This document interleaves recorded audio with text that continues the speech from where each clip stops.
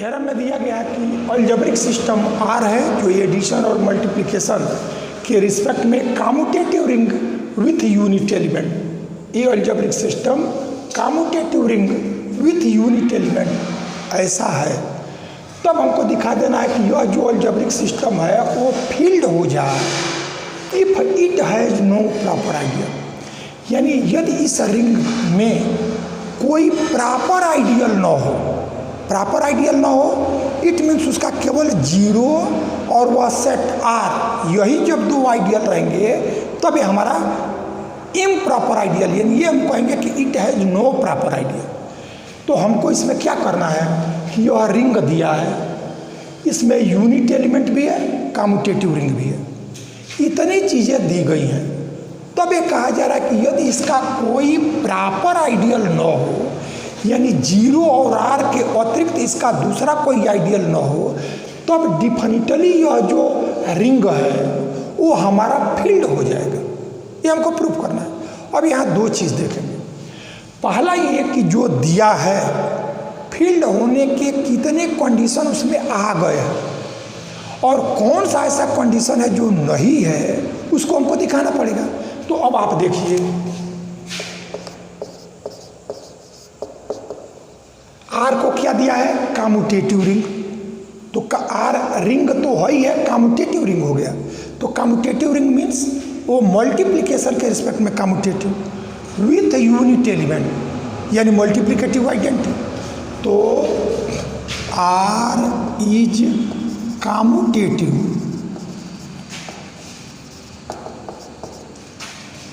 Ring with unit element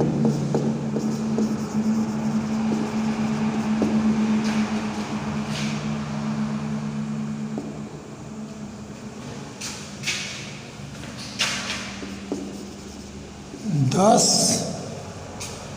it gives R commutative ring with unit element है। तो क्या क्या देगा इसको एक बार देख लो। तो जब ये रिंग है तो यह एडिशन के रिस्पेक्ट में ये एबेलियन ग्रुप होगा,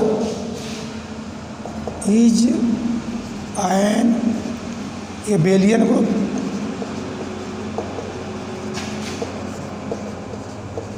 ये है। दूसरा यह सेमी ग्रुप है। तो सेमी ग्रुप रिंग जब है तो सेमी ग्रुप भी होगा। तो सेमी ग्रुप है तो यानी यह आर मल्टीप्लिकेशन के रिस्पेक्ट में इज ए सेमी ग्रुप।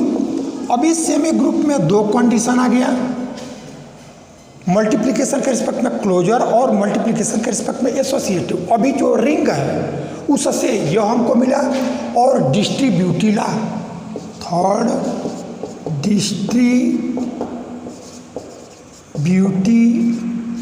ला ये हमको मिल गया। और कम्यूटेटिव है, it means commutative with respect to multiplication. और जो फोर्थ है commutative with respect to multiplication.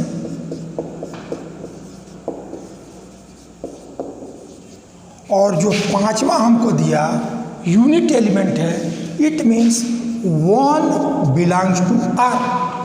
जो अब हम देख रहे हैं कि इसमें फील्ड के जो कंडीशन आ गए वो अब हमको नहीं दिखाना होगा, लेकिन जो इसमें फील्ड होने के लिए कंडीशन बचा होगा उसको हमको दिखाना पड़ेगा। तो जो यह आर है वो फील्ड हो जाए उसके लिए एडिशन के रिस्पेक्ट में एबेलियन ग्रुप होगा, दिखाना होगा जो इसमें है, इसलिए अब उसको नहीं दिखाना है।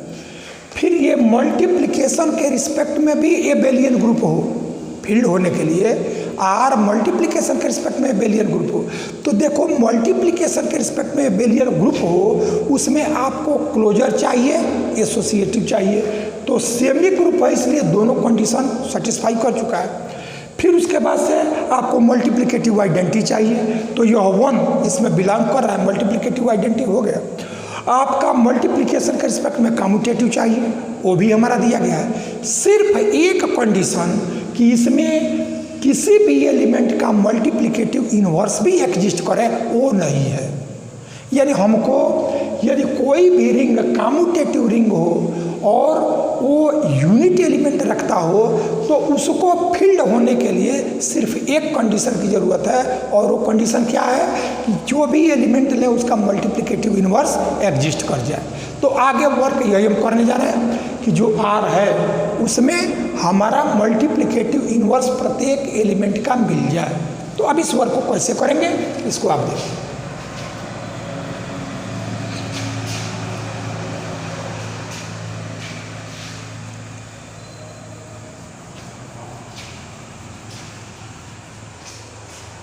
अब हमने क्या किया कि let a not equal to zero, क्योंकि मल्टीप्लिकेटिव इन्वर्स हमेशा नॉन जीरो का ही लेते हैं, तो ये not equal to zero belongs to R ऐसा हम लें, और तब हमें दिखा दें कि इस एलिमेंट का इन्वर्स डिफिनिटली मिलेगा।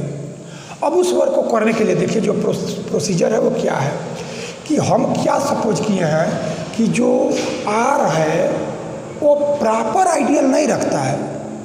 यदि ऐसा हो तब वो फील्ड होगा, तो ये प्रॉपर आइडियल नहीं होता है। अब इसके लिए एक हम सेट को डिफाइन करते हैं। वो सेट क्या है? R a. इसको हम लिख रहे हैं R a. R a means कि आर के जितने एलिमेंट हैं इसका जो यह एलिमेंट ए है उस ए से हर एलिमेंट में प्रोडक्ट कर दो, और तब जो ये एलिमेंट आवे उसको आर ए कह दो। यानी R a means R into a such that for all r belongs to capital R. इस चीज़ को समझो क्या है, ये हमारा रिंग दिया गया है और उसका जो एक एलिमेंट नॉन जीरो लिया और पर्पज है कि इसका इन्वर्स हमको मिल जाए। तो इस चीज़ को दिखाने के लिए हमने एक सेट हमने बनाया। वो सेट कैसा हुआ कि आर में जितने एलिमेंट हैं हर एलिमेंट में इस ए से प्रोडक्ट कर दो। तो जब प्रोडक्ट करोगे तब जैसे जितने एलिमेंट आएंगे उनका कलेक्शन कर लिया, उसको हमने आर ए कह दिया, ये आर ए हो गया। तो जो यह आर ए होता है ये हमारा आइडियल होता है। यानी कोई एक रिंग दिया गया है और उसका कोई एक एलिमेंट लो और उस एलिमेंट का हर एलिमेंट में प्रोडक्ट करो। तो जब प्रोडक्ट करोगे तो जो एलिमेंट मिलेंगे वो एलिमेंट भी हमारा जो कलेक्शन आर ए हुआ वो भी हमारा इस आर का आइडियल होता है।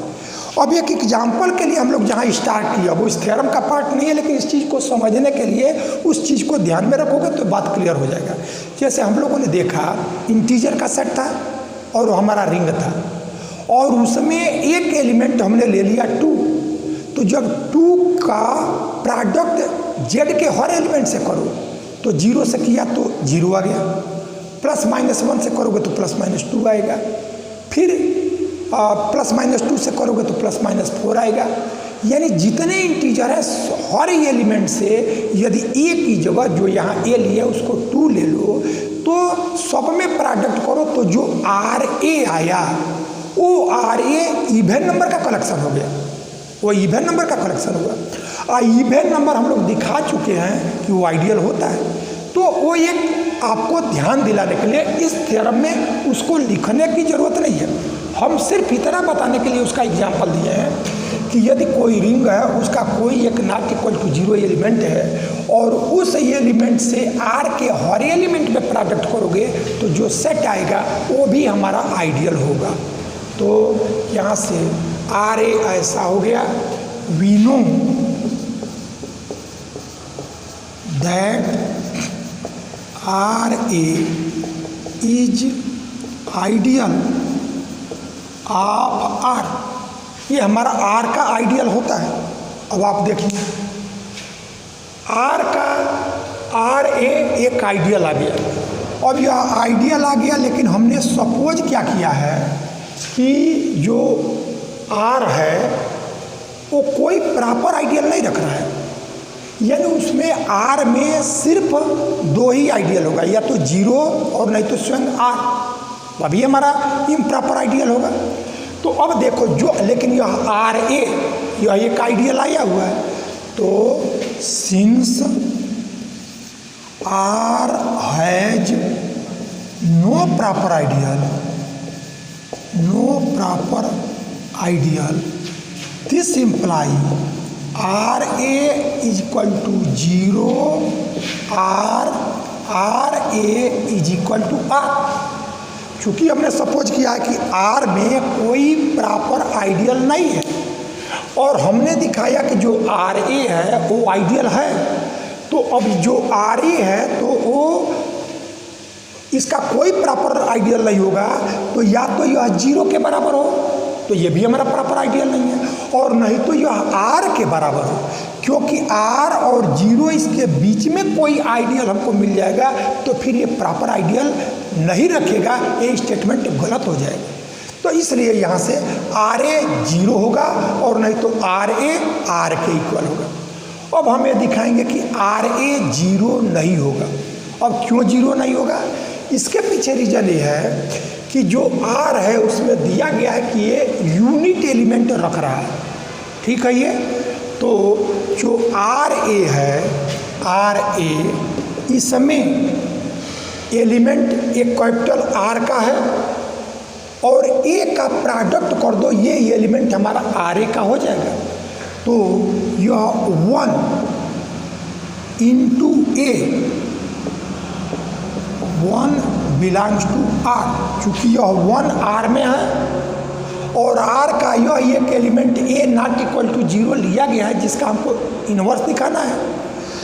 तब हमने देखा कि आर ए में जो एलिमेंट आएंगे वो कैपिटल आर का एक एलिमेंट और उसको ए से प्रोडक्ट कर दो तो वह आर ए का एलिमेंट हो जाएगा। तो चूँकि 1 आर में है इसलिए 1 इंटू ए यह हमारा ए हुआ और ए आर ए में है, यानी यहाँ से हमने 1 इंटू ए जो आया वो हमारा आर ए में आ गया। तो जब यह आर ए में आ गया एक एलिमेंट तो यह 0 के इक्वल नहीं हो सकता। इसका मतलब अब यह आर ए आर के ही इक्वल होगा, ठीक है। ये हमको प्रॉपर आइडियल नहीं मिलेगा, तो इम्प्रॉपर आइडियल ही जब मिलना है तो या आर ए 0 हो चाहे आर ए आर हो। अब हम देखेंगे कि ये नहीं होगा। जब ये नहीं होगा तो यह चीज़ हमको मिल जाएगी और इसके मिलने से ही हमको मल्टीप्लिकेटिव इन्वर्स मिलेगा। अब वो कैसे मिलेगा आगे हम डिस्कस करेंगे, लेकिन पहले स्टेप में हमें दिखाने जा रहा है कि आर ए 0 के बराबर नहीं होगा, यानी केवल इसमें 0 ही एलिमेंट हो, ऐसा नहीं होगा। अब वो क्यों नहीं होगा कि आर ए में कोई एलिमेंट आर का लो और ए से प्रोडक्ट कर दो वो इसमें आ जाएगा। तो आर में क्योंकि विथ यूनिट एलिमेंट है तो 1 है और आर के एलिमेंट से जब ए को प्रोडक्ट कर दोगे तो आर ए का आ गया। तो it means A belongs to R A. तो यह ए आपका आर में है और वो एलिमेंट आर ए में भी आ गया। तो जब आर ए में आ गया तो यह केवल 0 है, ये बात गलत होगा। तो this imply R a is not equal to 0, यह 0 के इक्वल नहीं है। तो जब इनमें दोनों में एक ही होना है और ये नहीं है तो अब डिफिनिटली यही होगा। अब हमारे पास दूसरा कोई रास्ता नहीं है। दूसरा कोई आइडियल होगा तो वो इम्प्रॉपर आइडियल होगा, जबकि इसमें कोई इम्प्रॉपर आइडियल है ही नहीं। तो दिस इम्प्लाई या which shows that R a is equal to R a is equal to R. अब आर ए आर के इक्वल हो गया। अब यहीं से हमको मल्टीप्लिकेटिव इन्वर्स ऑफ ए मिलेगा। कैसे मिलेगा उस चीज़ को ध्यान दो। आर ए आर के बराबर हो गया तो आर ए और आर ये दोनों इक्वल हो गए। इससे आपको क्या मिला कि आर का कोई एलिमेंट लो वह आर ए के फॉर्म में लिखा जा सकेगा क्योंकि ये दोनों इक्वल है। और आर ए का फॉर्म क्या है कि इसका कोई एक एलिमेंट ए से जब प्रोडक्ट होगा तो वो हमारा आर ए का होगा और यह आर के बराबर होगा। इट मीन्स आर का प्रत्येक एलिमेंट ए और इसी आर का एक एलिमेंट इसके प्रोडक्ट में लिखा जा सकेगा, तभी आर ए आर के इक्वल होगा। अब आप देखो 1 हमारा आर में है, तो इसलिए 1 आर में है तो 1 हमारा आर ए में भी होगा, क्योंकि दोनों इक्वल है।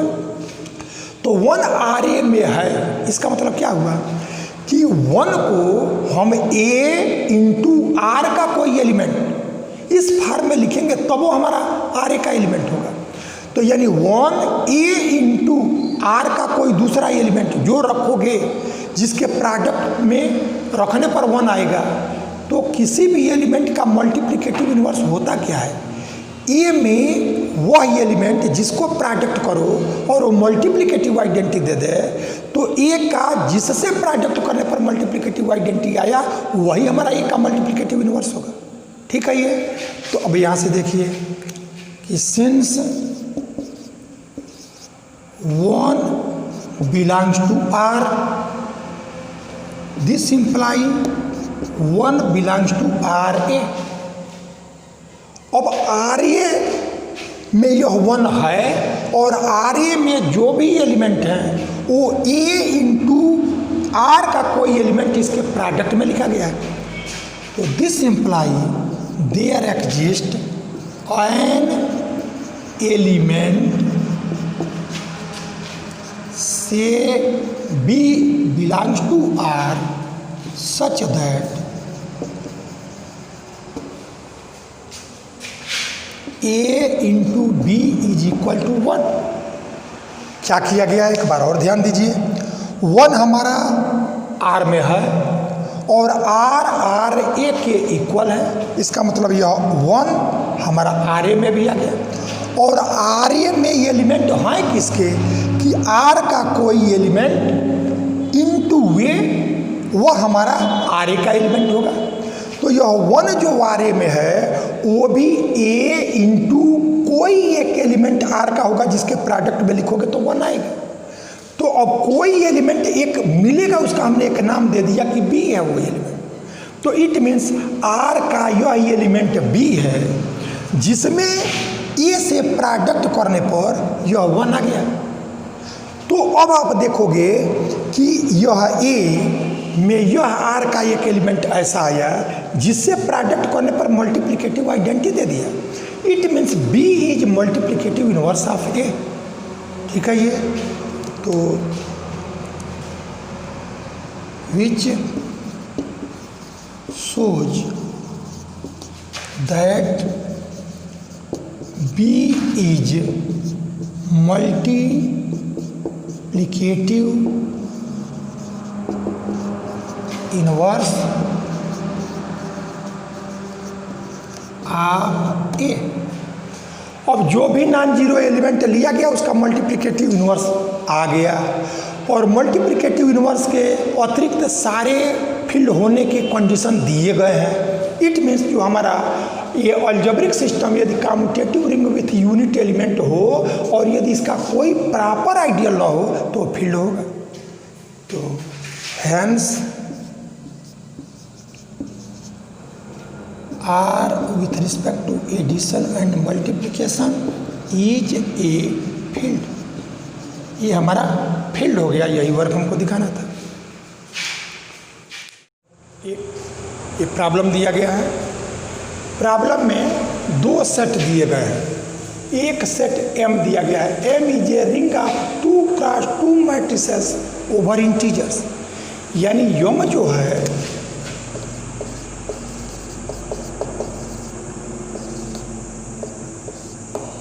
M जो है वो 2 क्रॉस 2 का कोई मैट्रिसेस का कलेक्शन है।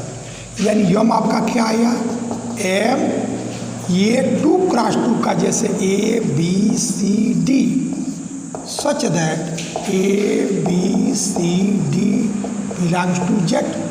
यह आपका यम है।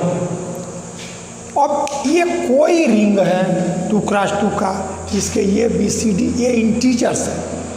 तो इस तरह से यह यम में इनफाइनाइट एलिमेंट आएंगे। जैसे सपोज कर लो यह 1 ले लिया, -1 ले लिया, 2 लिया, 3 लिया, फिर ये बदल दो, 0 ले लिया, 1 लिया, -1 लिया, 5 ले लिया, तो इसको बदलते जाओगे तो ये इनफाइनाइट 2x2 के मैट्रिसेस होंगे और इन सभी मैट्रिसेस के कलेक्शन को M लिखा गया है।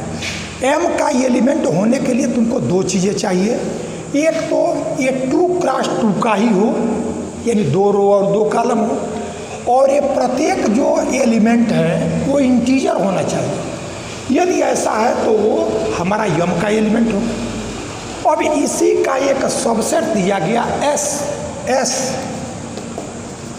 S में अंतर ये है कि यहाँ ये 0, 1, -1, 2, -2, 3 कुछ भी आ सकता है। यहाँ 0, 1, -1, 2, 3 कुछ भी आ सकता है। लेकिन जो यस लिया है वो यस में ये तो कोई 2 इंटीजर हो सकते हैं, 0, नॉन 0 कोई हो सकता है, लेकिन यहाँ ये फिक्स कर दिया है कि ये 0 ही होगा, यह 0 ही होगा। इट मीन्स देखो, इस सेट में से जिसमें ये 0 आ गया उनका कलेक्शन हमने S में ले लिया। तो अब ये तो 2, अब ये जो M में है, यहाँ यदि ये 1 आवे, ये 2 आवे तो हमारा इसका एलिमेंट हो जाएगा। लेकिन जब यहाँ केवल 0 रहेगा तभी ये S में आएगा। इसका मतलब यस का ही S जो है वो M का एक सबसेट होगा। ठीक है ये तो such that A B belongs to Z, यानी जब यहाँ केवल 0 रहा और ये हमारा 0, नॉन 0 कोई हो तभी हमारा S का एलिमेंट होगा। तो अब आप ये यस जो हुआ वो M का एक सबसेट हो गया। अब हमको ये दिखाना है कि जो यस है वो तुम्हारा राइट आइडियल होगा लेकिन लेफ्ट आइडियल नहीं होगा। तो पहले तो हमें देखें कि आइडियल होने के जो 2 कंडीशन है वो यस सेटिस्फाई कर रहा है कि नहीं। तो आइडियल होने का पहला कंडीशन आइडियल एस को दिखाना है, तो जिसको आइडियल दिखाना है उसका 2 एलिमेंट लो और दोनों का डिफरेंस इसमें आ जाए, ये पहला कंडीशन। और दूसरा कंडीशन है कि एक M का एक एलिमेंट लो और एक एलिमेंट S का लो। तो जब ये हमारा M का एलिमेंट राइट में रहेगा और यह S का एलिमेंट लेफ्ट में रहेगा और इसका प्रोडक्ट फिर S में आ जाए तब वो हमारा राइट आइडियल कहलाएगा। और यही जब M का लेफ्ट में हो जाए और ये राइट में आ जाए तो हमारा लेफ्ट आइडियल कहलाएगा। तो पहले तो ये आइडियल हो तो पहला कंडीशन को दिखाना पड़ेगा कि ये सेटिस्फाई कर रहा है। तो अब पहला क्या है कि आइडियल होने का पहला कंडीशन लेट S के आइडियल दिखाना है S को, तो ये आइडियल हो तो इसका 2 एलिमेंट, तो लेट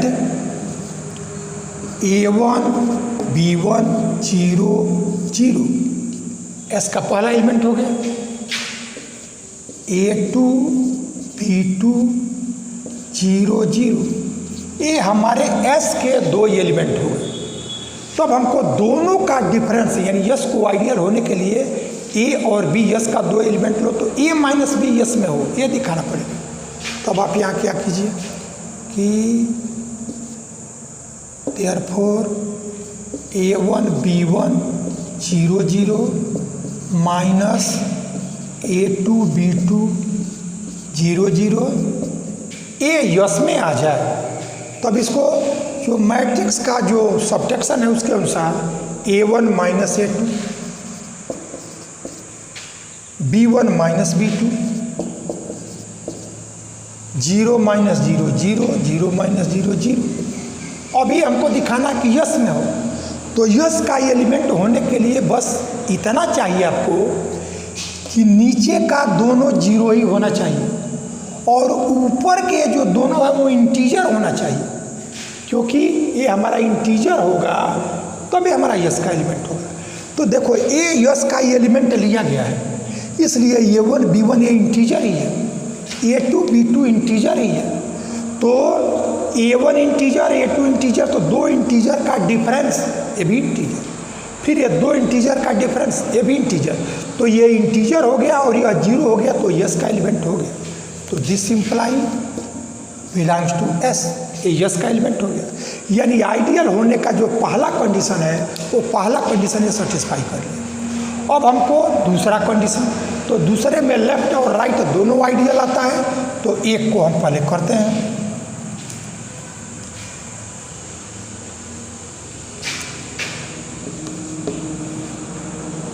इसका एक एलिमेंट लो और इसका एक एलिमेंट, यानी इसका ये हमारा आर की जगह है और उसका ये आइडियल हो, तो एक एलिमेंट आर का लें और एक एलिमेंट एस का लें और तब दोनों का प्रोडक्ट लेफ्ट में रखो या राइट में रखो, दोनों साइड रखने पर यदि हमारा एस में आ जाए तब हमारा आइडियल होगा। तो अब हम क्या करते हैं कि एम का एक एलिमेंट, तो यम का एक एलिमेंट लेना होगा, तो ये चारों हमारे नॉन जीरो भी हो सकते हैं। तब हमने ले लिया कि late A1 B1 C1 D1 belongs to M, इसका एक एलिमेंट लिया एंड अब इसका एक एलिमेंट लिया गया, तो जो ये है उसको छोड़ करके लेंगे, लेकिन यहाँ जीरो ही लेंगे। तब हमने इसका क्या किया कि EF00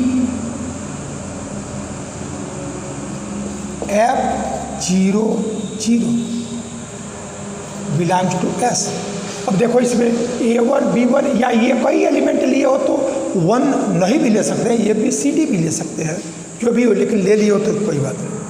तो यह हमने M का एक एलिमेंट लिया, तो M का एलिमेंट है यानी A1 B1 C1 D1 ये हमारे इंटीजर्स हैं और इसमें E और F ये भी इंटीजर है और यहाँ 0 0 है। अब क्या कर लो कि जब राइट आइडियल दिखाना होगा तो इसको राइट में लोगे और इसको लेफ्ट में, और जब लेफ्ट आइडियल दिखाना होगा तो ये हमारा लेफ्ट में और ये हमारा राइट में। तो किसी एक को देखो, तो पहले लेफ्ट आइडियल,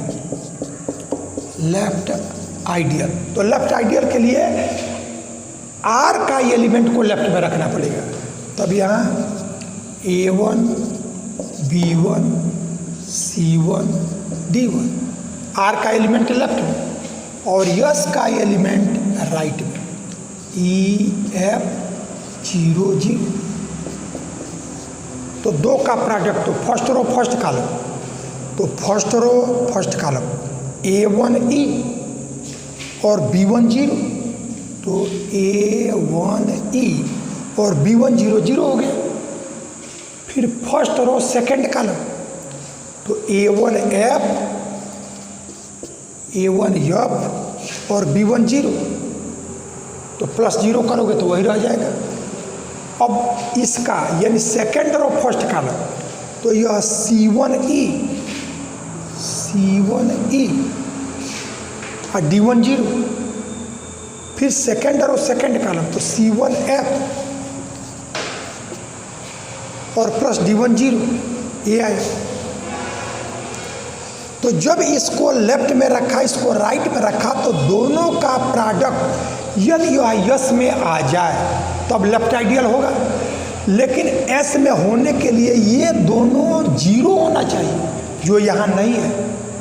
इसलिए यह यम का तो एलिमेंट होगा, क्योंकि यम में तो हमारे नॉन जीरो भी हो सकते हैं, लेकिन हमको एस को आइडियल होना है, इसलिए ये यस का एलिमेंट होना चाहिए जो नहीं आया। तो ये आपका एस में नहीं आया, इट मीन्स ये हमारा लेफ्ट आइडियल नहीं हुआ। तो S is therefore S is not a left ideal, ये हमारा लेफ्ट आइडियल नहीं हुआ। अब हमको दिखाना है कि यह राइट आइडियल होगा, तो अब उसके लिए क्या करो, राइट आइडियल के लिए आर के एलिमेंट को अब राइट में रखो, तो राइट आइडियल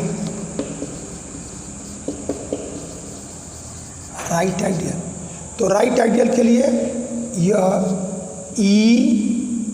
EF00 इसको राइट में रखो, A1 B1 C1 D1 ऐसा रखा। अब प्रोडक्ट करो, तो फर्स्ट रो फर्स्ट कॉलम, तो E A1 first row first column, अब प्लस FC1 प्लस FC1, यानी फर्स्ट रो का फर्स्ट कॉलम में प्रोडक्ट, तो फर्स्ट रो फर्स्ट कॉलम, और फर्स्ट रो सेकंड कॉलम, तो CEB1 EB1 plus FD1 plus FD1, ये हो गया। अब सेकेंड रो फर्स्ट कॉलम, तो सेकेंड रो फर्स्ट कॉलम, तो जीरो से प्रोडक्ट होगा तो जीरो ही आ गया। Second row second column, zero आ गया। यह यस का एलिमेंट हो गया, क्योंकि ये नीचे हमारे जीरो हो गए और ये इंटीजर है, तो दो इंटीजर का प्रोडक्ट फिर इंटीजर, ये भी हमारा इंटीजर, और दो इंटीजर का फिर सम इंटीजर, तो ये इंटीजर हो गए। और दूसरा रो जो जीरो आ गया, तो ये हमारा एस का एलिमेंट हो गया। तब हमने देखा कि यह जो यस है वो लेफ्ट आइडियल नहीं हुआ, लेकिन राइट आइडियल हो गया। Hence S is right ideal, ये राइट आइडियल हो गया, और ये चीज